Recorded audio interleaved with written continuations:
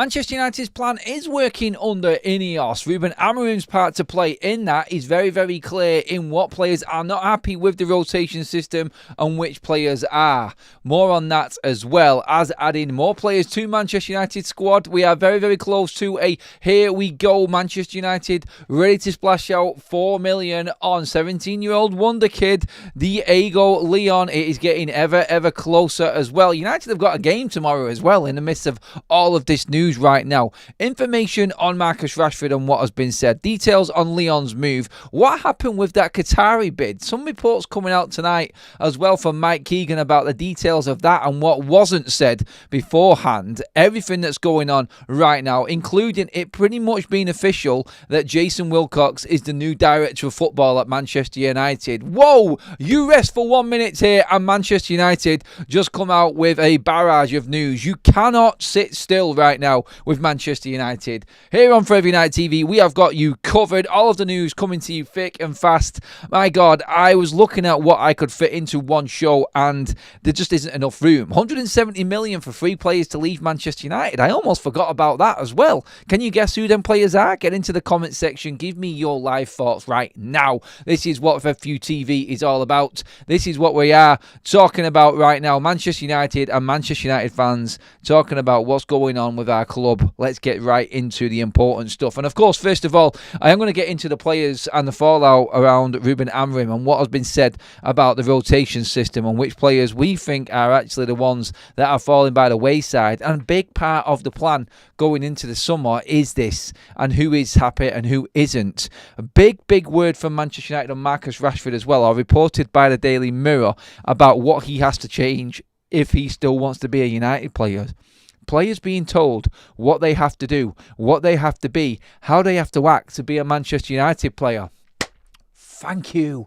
Please. At least there is some sense in this world and how Manchester United need to conduct themselves. Or the players do anyway. But one player who will be conducting himself as a Manchester United player, and there's probably for right now that all of his numbers have come in. The stars have aligned. Diego Leon is going to be a Manchester United player. I'm sure there will be another video coming out here on FUTV TV very soon with a full-on official here we go. There is now apparently a verbal agreement in place. Everything is moving forward extremely quickly with this deal. Jason Wilcox is now the dude. He is the man. It is all going on right now. I'm just going to bring you completely up to date as to what is actually happening. And this is coming out from sources over in South America, of course, and we know that Fabrizio Romano has now confirmed everything we were talking about this morning as this signing being done. As the day has gone on, more and more talk has been in the line of this deal could be done by the end of today. It actually does look like the deal could be done. It really does. There is now a verbal agreement for Diego Leon to be a new Manchester United player. The transfer fee will be close to 3.9 million / 4 million plus bonuses. Leon will sign a long-term contract at United and will arrive in June 2025. He is going to sign now, play out the rest of the season, and then he is going to be a Manchester United player going into pre-season under Ruben Amorim next summer. That is all in the bag. It would seem Jason Wilcox is the man in charge right now. I'm just going to go straight into what Wilcox his role in this is, and then we'll get into the player side of things as well. But Jason Wilcox has stepped into Dan Ashworth's role at Manchester United going into the January transfer window. An email sent to staff on Wednesday made it clear that Wilcox will fill Ashworth's shoes for the time being, and it is the point of contact for the scouting department on any recruitment matters. We have a new director of football.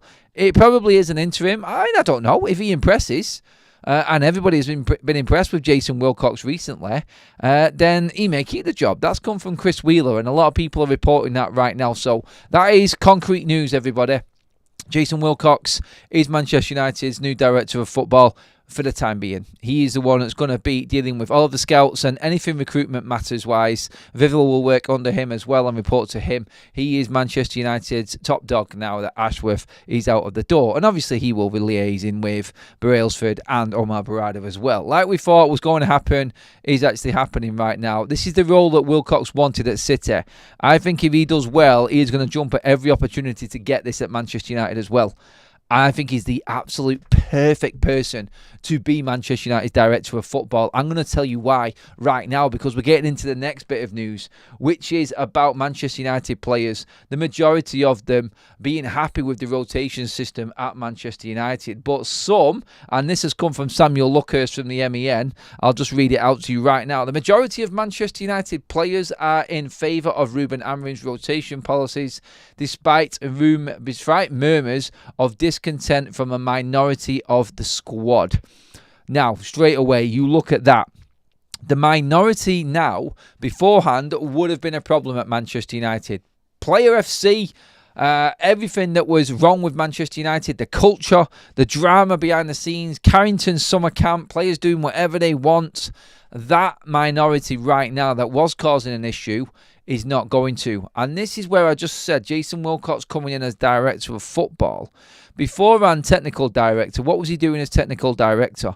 Well, every time I was at Carrington, and this is same from most of the Manchester United staff saying the same thing, he is looking over absolutely everything. He is working close with Ruben Amorim, and he's seeing everything that he's seen on the training ground. He's there all the time. He's not stuck in an office. He's out on the pitch. He's watching. He's talking to people all the time. He knows the issues within this Manchester United squad already.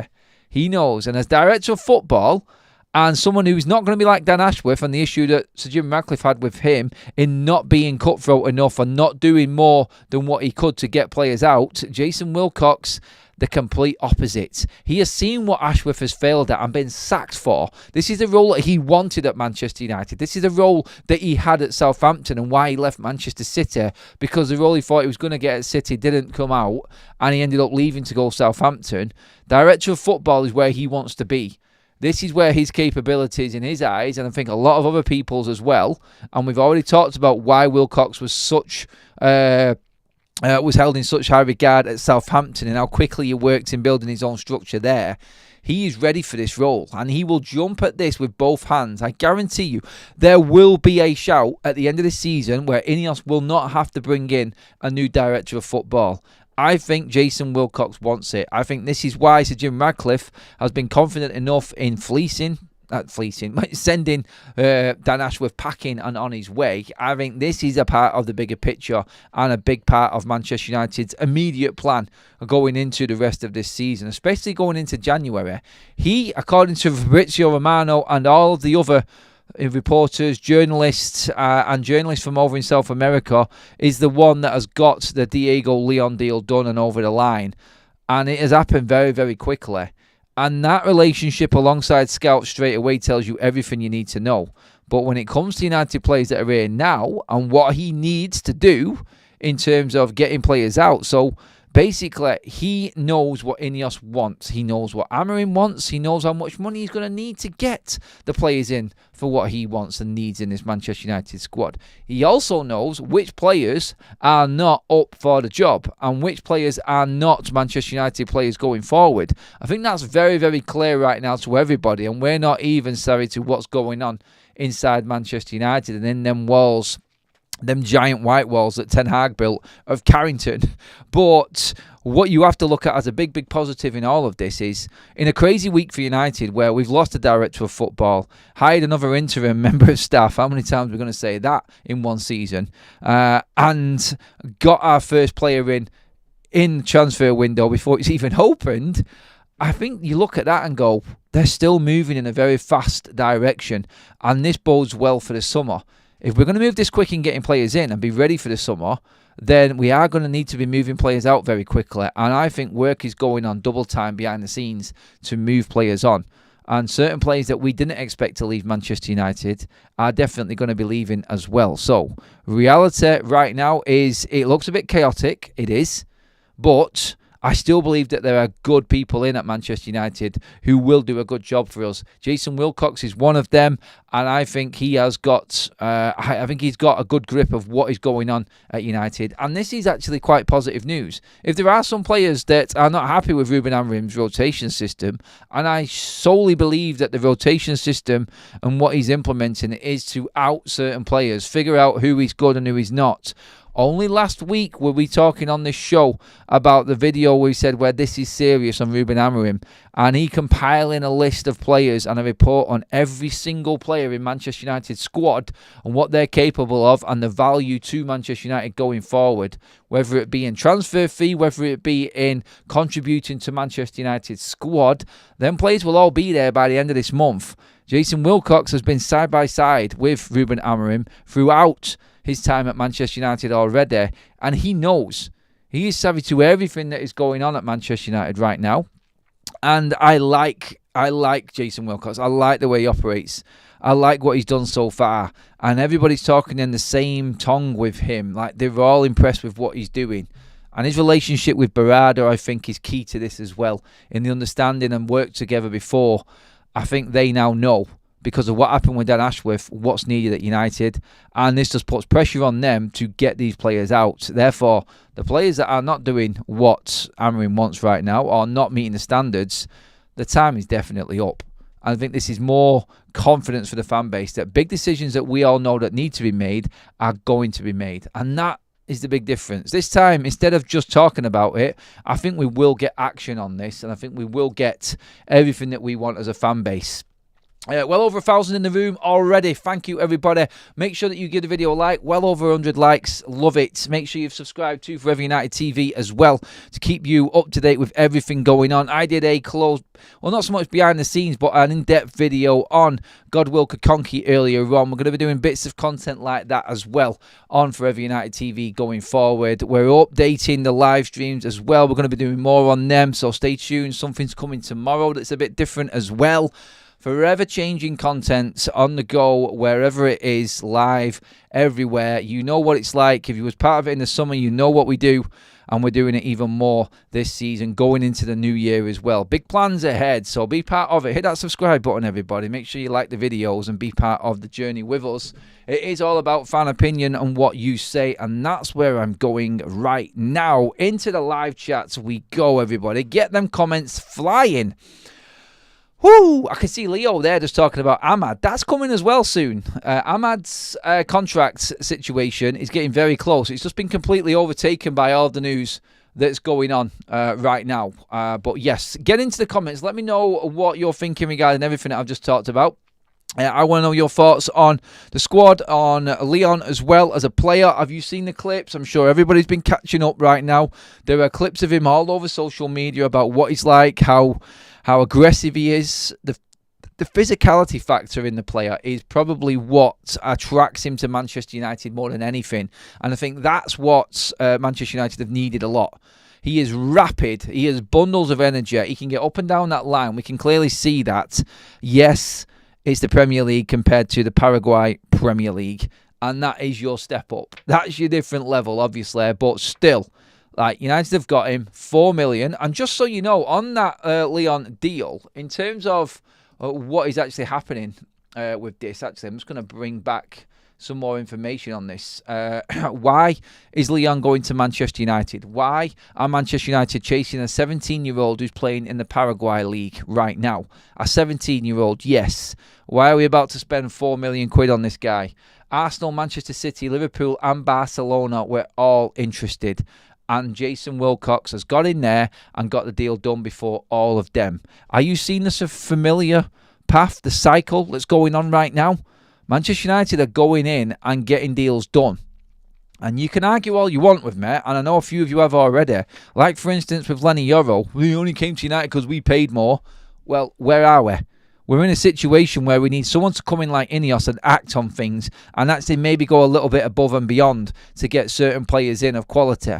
But when you've got Barcelona, Real Madrid, City, Liverpool, Arsenal, all these teams chasing these players that we are, then you know the talent's there. You know the structures that you're there at United right now. You know the coaching setups there at Manchester United right now. So you have to look at it as a positive. Please do look at it as a positive, because we're not in the Champions League. There's no guarantee we're going to be in it next season, as much as I think we still will make it. But Manchester United on that have to act differently. They cannot just wait around. We're not established like City, Arsenal, Liverpool, Real Madrid, Barcelona. These teams that are guaranteed Champions League football every single season now because of the work that they've done. We're at the start of what we are building, and this is positive for Manchester United. Them teams there that we're all in for these players. And these are the ones that we have been missing out on. The Caicedos of this world. The people like this that we also... Where were we? Why have United not been involved in these deals? Why are we never there and we're always having to pay more money? Well, we're doing a bit of it, aren't we? We're bringing players into our academies. We're bringing players into Manchester United at the right time. And we're making sure that we get the right deals in place. I fully expect this to be another 5-year deal. And if he is what everybody is saying he is, then you've got that player up until he's 22, 23 on the same money. And yeah, if he wants to be that next best thing at Real Madrid, can you imagine what Ineos would earn from that deal if they did have to sell him on, if he wasn't wanting to stay at United? We've got him at the right stage. And as a football structure, you have to look at every single aspect of a deal. And that deal would be a player, first of all, that can do well in your team and improve your first team. Be a squad player, whatever it may be, but then look to the future as well. You've got the right deal, you've got the right contract, it's affordable, but if he doesn't want to stay, you've got a player there that you can make money off as well. Well, I just don't think Manchester United's structure before and the duck eggs that were working at this football club had any idea about future planning of players. They couldn't have, because we're dealing with the crap that they cause right now, and that's their future. Yeah, a nightmare, but it's changing. It is. I've gone off a little bit on a tangent again there. Sorry, everybody. Getting a little bit excited with myself. Back into the chat we go. I never trusted Dirty Jim. Ineos from day one, and now they're just as bad as Dirty Glazers 2.0. A lot of people still not convinced. Look, so Jim Radcliffe's only going to convince United in the summer. I've given up on anybody being on board with whatever Sir Jim Radcliffe says or does right now, what Ineos do. I think it's just what I have to accept. I think a lot of people will accept it the same way. It doesn't look good at United right now behind the scenes. It looks a bit chaotic. But I am for pushing the positives and saying what does look good, which is the point I've just made there, I feel. I think we have to be honest with ourselves that certain deals like this that are not costing United a lot of money are definitely better for forward thinking and future planning from the club, which is something that we have never had before at United. Chris Wheeler has just said that United would consider offer of £40 million for Marcus Rashford. I have seen stuff coming out on this. We will move on to Rashford next, actually, because I feel like he is one of the players that is unhappy with the rotation system. Now, have you noticed within this rotation system, it was a player on, a player off. The rotation was every other game. And then Arsenal hit and everything changed. Arsenal Forest changed the look of Ruben Amorim, and the biggest sign of things not working out with certain players, and definitely the list of players that probably won't be happy with the rotation system. There's a few of them, to be honest. So whatever Samuel Lucker says in terms of players not being happy with it, and the majority are, yeah, a decent majority, but what is a majority? 60-40? That's still a good chunk of United's squad that are not happy with what's going on. And I'm glad they're not happy, because they've got nowhere to run right now. In fact, Disco Dave of the Mirror has come out and said that Marcus Rashford, and reports coming from United, Marcus Rashford has to change his lifestyle, his lavish lifestyle off the pitch to salvage his career.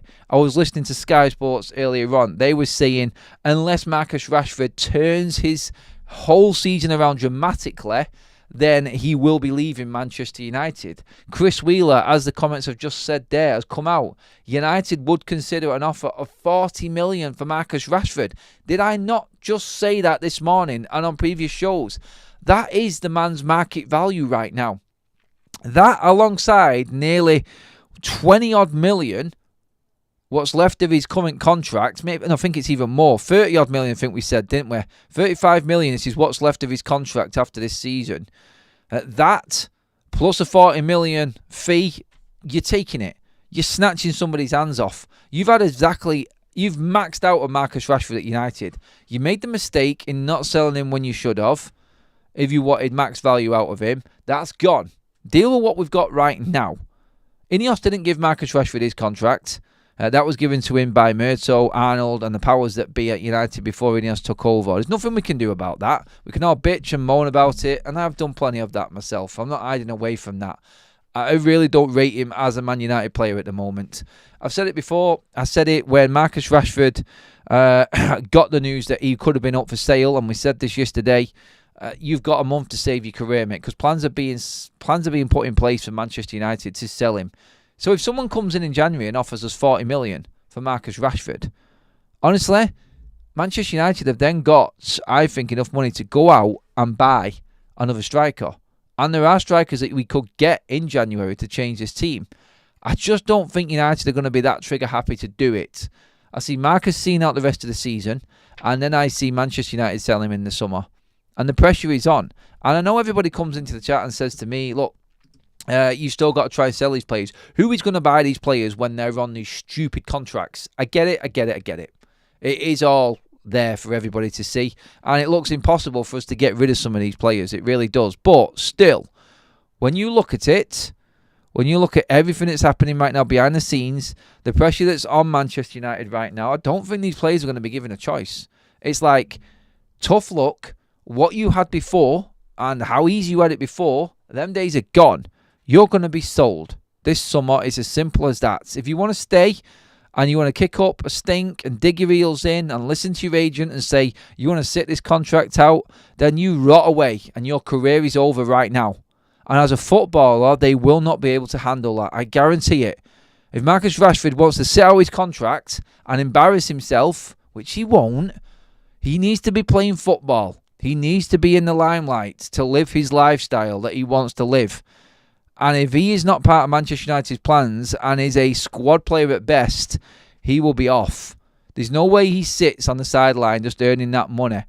If he does, then he's an embarrassment to himself and he's an embarrassment to football. It won't happen. Even Marcus Rashford isn't that stupid. He will be sold. A deal will be brokered.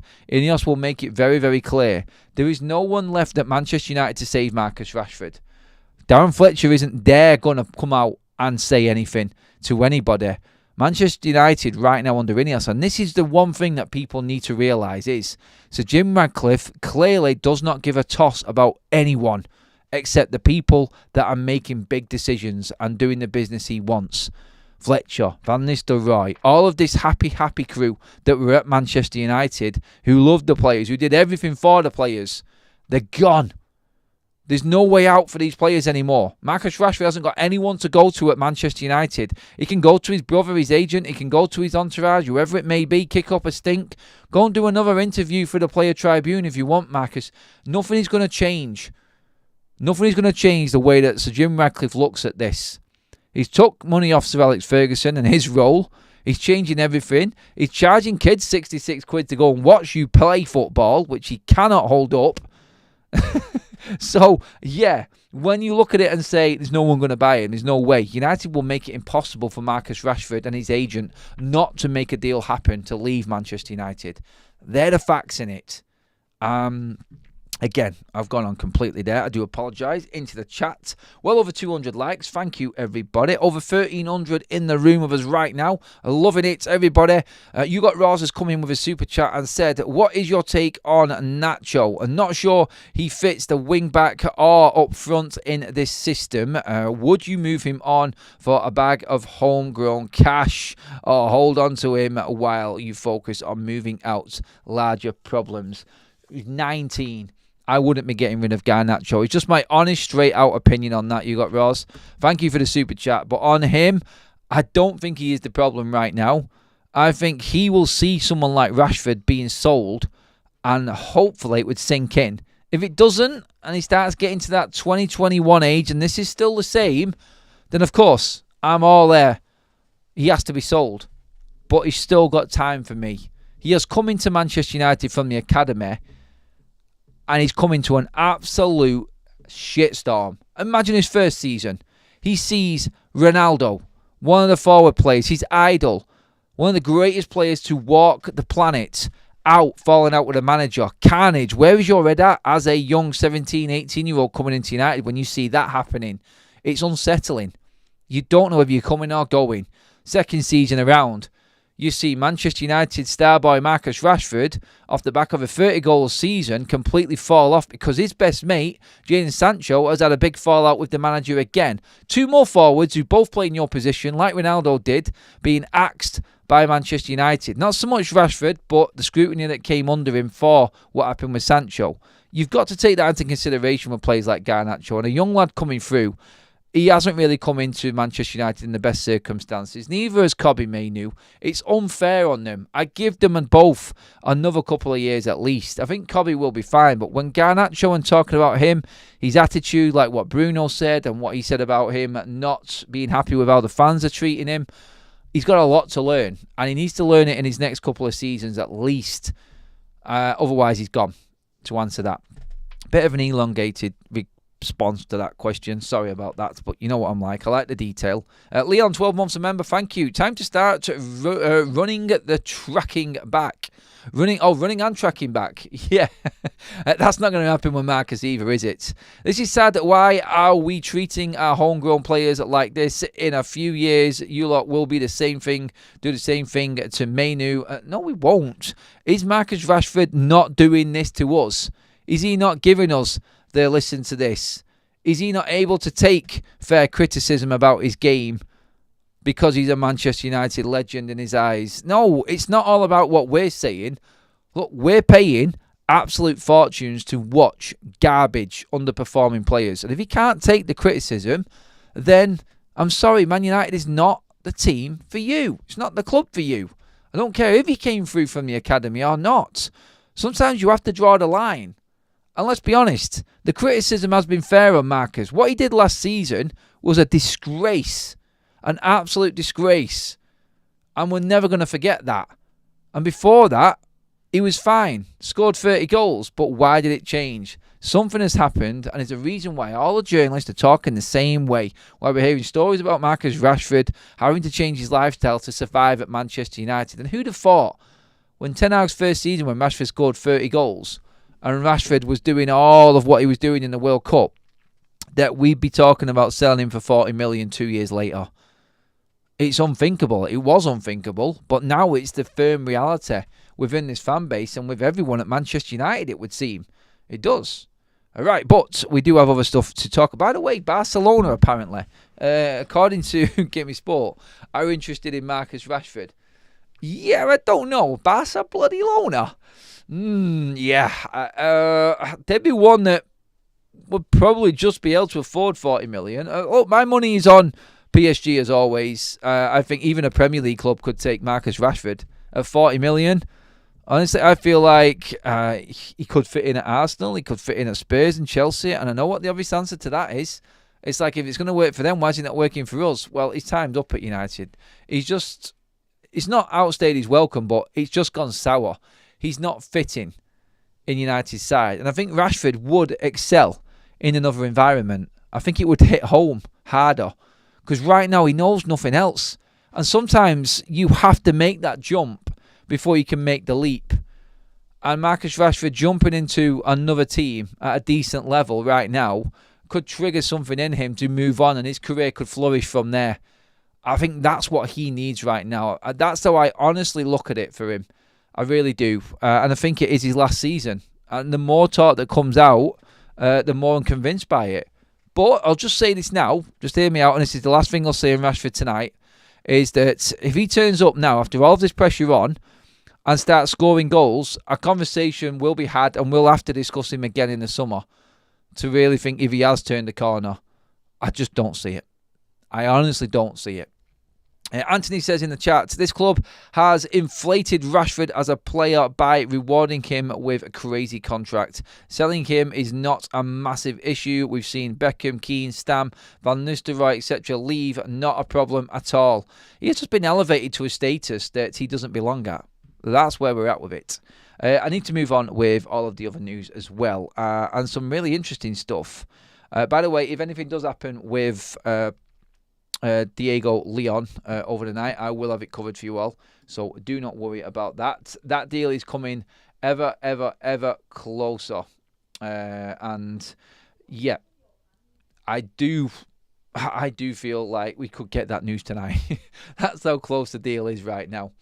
But in other news as well, in terms of the takeover, this was an interesting story that popped up that I wanted to just get your opinions on because of Sir Jim Radcliffe, and in fairness to a lot of the chat and wanting to bring a different side to Ineos's takeover. Mike Keegan has come out and said on 2 occasions the Qatari group were informed that they were the preferred bidders and were close to a deal being struck.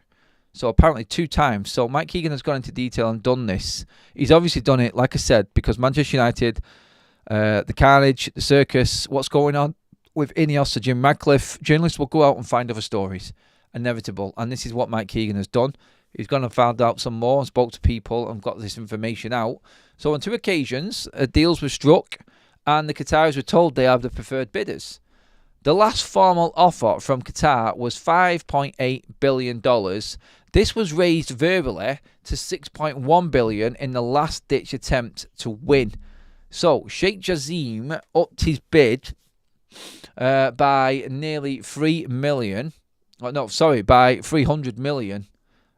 to get the deal done. So Manchester United could have been bought, and what is said here, Mike Keegan, the Qataris were told would get the deal done for $6.1 billion.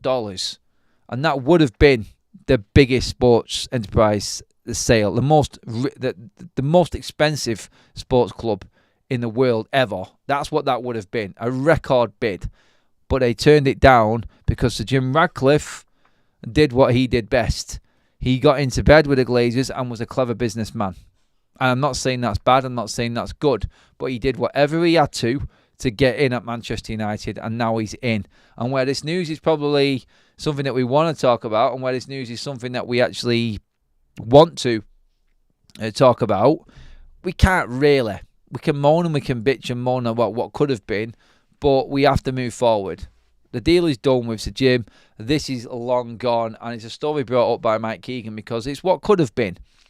And all this is going to do is frustrate Manchester United fans even more that we're even talking about having a debt-free football club again. It's really ridiculous. I'm sick of it. I would have been, honestly, to be debt-free and be able to spend money would have been brilliant. But still, we're talking about a restructured Manchester United. Things off the pitch are a little bit better in certain parts.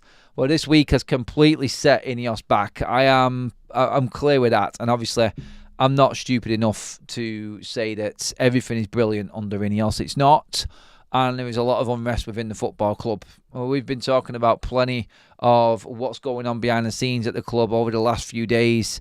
It's not a nice place to be, apparently. A lot of United staff are saying, but still, United going forward under Ineos, they probably would cut our cloth more according to what the Qatari bid would. And that's what I want to move on to next, because of that pressure, that carnage, the way that PSR and financial fair play is working right now for Manchester United, or not, the complete opposite, in fact, because it's hampering us right now, Ineos are going to be forced into making decisions that a lot of the fan base want us to make, and that's in selling players.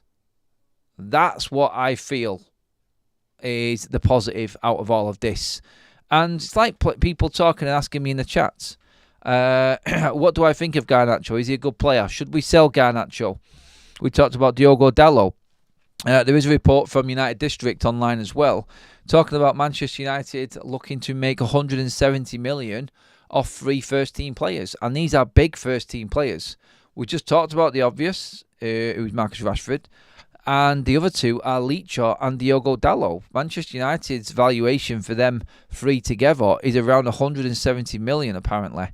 I don't know where you get that. I mean, Leacher and Dalot would fetch you, I reckon, 100, 110. And then you're hoping to get 60 out of Rashford, I don't think. Maybe 150 for them 3. Good value, I think. Yes. I mean, they're the players that right now are being talked about. I mean, would we be any worse off without Leacher, Dalot and Marcus Rashford? You have to ask the question. Obviously, on their own, you're picking out Leacher there and going, don't sell him. He's a good player.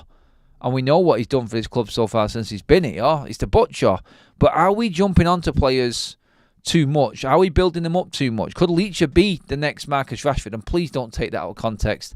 By that I mean, are we jumping onto him because he's a lot better than what we've had before? Because what we've had before has been complete and utter shit. That's the question I'm putting across. Now, I like Leacher, and I just want to make it very clear, I don't want him to go. I really don't. I would keep him at least until at least another season. His second season probably wasn't as good. Injuries have ravaged him big time. This is his third season now. I still think he's worth holding on to. I can't even believe I'm having the conversation. But I think one thing that has taught me under Ineos is it's like, don't cling on to mediocrity. And all of these players have played their part. Bruno Fernandes, I'm going to say it. Don't go in on me and say that you're picking out all of these players and not your man again. Bruno, he needs to go as well. He is in the equation. He definitely is. In fact, the whole squad. The players that have been earmarked that are not sellable, and you'll understand this one, are, and this is according to a report before, Andre Onana, I disagree with that one straight away. De Ligt, Mazraoui, obviously, because we just bought them, and I think are both playing well. Amad Diallo, Kobbie Mainoo, Garnacho, and I think there was others there. I think there was one more there as well. I can't remember. But remember when Rasmus Højlund was on this list as well? I didn't hear his name actually be on the unsellable list this time. I didn't. I may have misread it. I may have missed it. I'm sorry. I apologise if I have. But still, they're the players. And it's not even it's not even a quarter. We were talking last night about how many players you feel are actually good enough for Manchester United. It's crazy, isn't it? But they're the players that are unsellable, apparently. And they're the ones that United won't touch. But big players that have been here now. And it does look like 2 years is too long for a lot of these Manchester United players. Ineos are not impressed with certain players. If you're not cutting it after 2 years, you're going to be cut. That's what it looks like to me. Definitely. Modern Samurai is in the chat. I'm going to come to the chat in a minute. He has donated 5 memberships. They've gone to Nick S, Welsh to the Bone, Kevin Cummings, Q, and OH. Welcome to the Members Club, everybody. Please do give Modern Samurai a big thank you. Hi Adam, if this was part of the reason why Ashworth was let go, then this indicates good sound judgment from Ineos. Wilcox now has the chance to show that he is the guy to move us forward. Like I said before, Mr. Dacius and there, 100% yes. Ruben Amorim confirms Tyrell Malacia will start versus Victoria Pilsen. This is a massive club. If you don't win, the coach goes, the players go. Looks like the press conference is on, by the way. So let's get into some quotes from that as well as we go. Amorim on Ashworth. One person leaving doesn't change nothing. He admits it's a big situation, though. That's from Samuel Luckhurst from the press conference. Since the first day, I felt great support from the ownership, from Omar Barada and Jason Wilcox. And I was part of them. I felt real support from Dan also. This is football, and sometimes these things happen. Moving on past Dan Ashworth already is what Ruben Amorim is doing. It sounds like he is talking to the media now as we speak. I wanted to do the other video first before the press conference, but this is what Ruben Amorim is currently saying right now.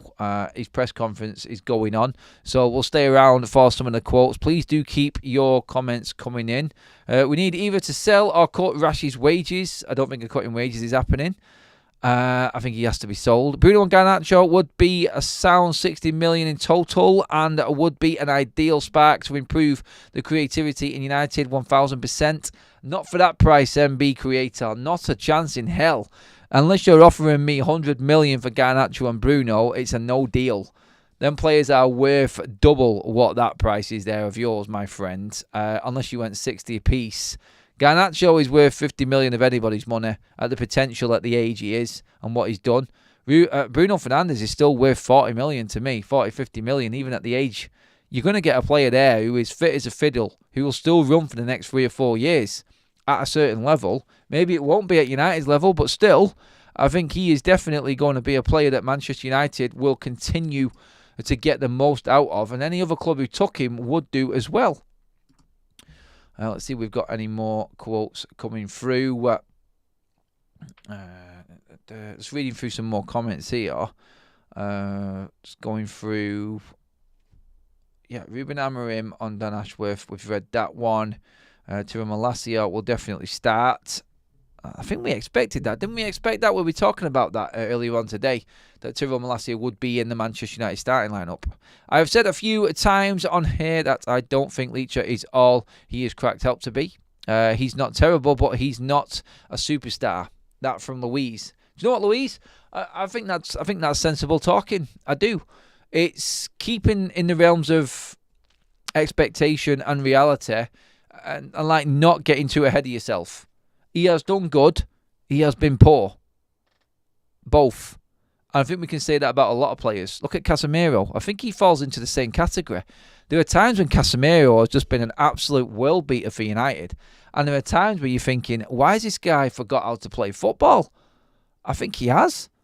In terms of Antony, like I said before, Antony will be looked to be moved on and sold in January if United can. And that's what we've got. That's what we've got with Antony. I think that was the reality all along. We already know about Eriksen. We already know about Lindelof, who is back in the squad, by the way, and is available for selection soon. I think more than likely this weekend. So United have a fully fit squad apart from Luke Shaw. It's absolutely crazy.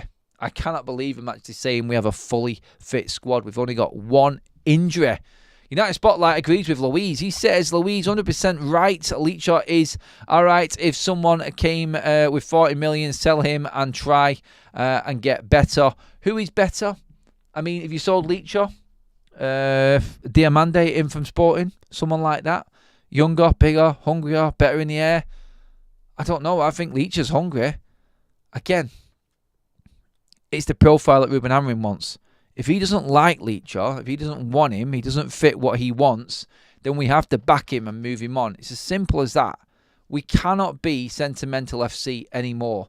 And you know what? For the first time, some people would disagree with this, but just hear me out on it. The first time I feel this fan base doesn't have a favourite, doesn't have an overall, we cannot get rid of this player. There is scrutiny and criticism coming on every single one of these players right now. Nobody's getting away with anything. Nobody's getting away with underperforming. No one's getting any favouritism at all. It just looks like we have finally hit what we expected. And that is that no Manchester United player is safe. They should always be looking over their backs. And if they don't perform, they will lose their place. There will be someone ready to come in. And that, I think, is what United are trying to build. Obviously, they've got to hit the first team. They've got to hit that starting 11. And then I think it will be building blocks underneath that. But I do believe that some of the younger players coming through, like maybe even Diego Leon coming in, will be ready to make that step up. It's going to be a very, very, very bumpy ride up until the end of the season. For us, the fans, for Ineos, for the club as a whole, for the players, it is right in the midst of an absolute shitstorm, this football team and club right now. And I just hope that the right decisions are made right at the end of it. Look, there's loads that we can get into. I'm going to wrap it up there. I'm going to go into what's happening and look into some news. If anything else breaks later on, I'll be with you. Obviously, we'll wait to see what happens with Ruben Amorim. We've had some quotes come out, but not all of them have come out yet. But that is for another show. I'll keep you updated with what's happening with Leon as well. That is Diego Leon, the new left-back that Manchester United are going to buy. A verbal agreement is in place. We are just waiting for the here we go now, and then that is it. That's our first signing done. Maybe our only signing, but thank you, everybody, for being involved in the show. Absolute legends, a lot of you. Over 1,300 for most of that stream there. New members, welcome. Thank you to all the contributors. Modern Samurai and You Got Raws for your contributions. Mods and members helping out in the chat as well. I love it. Welcome all new subscribers. Please do hit that subscribe button, everybody. Check out the other content on the channel. Go check out the Kakonki video that was out earlier on today as well. Please let me know your thoughts in that video as well. We are going to be bringing the content continuously and different throughout. Welcome to Forever United TV if you have just joined. And thank you, everybody who has been part of it for a while. We carry on. I will see you all maybe later But more importantly, and definitely, first thing in the morning for your update show, 8 o'clock. See you there, everybody. Have a great evening.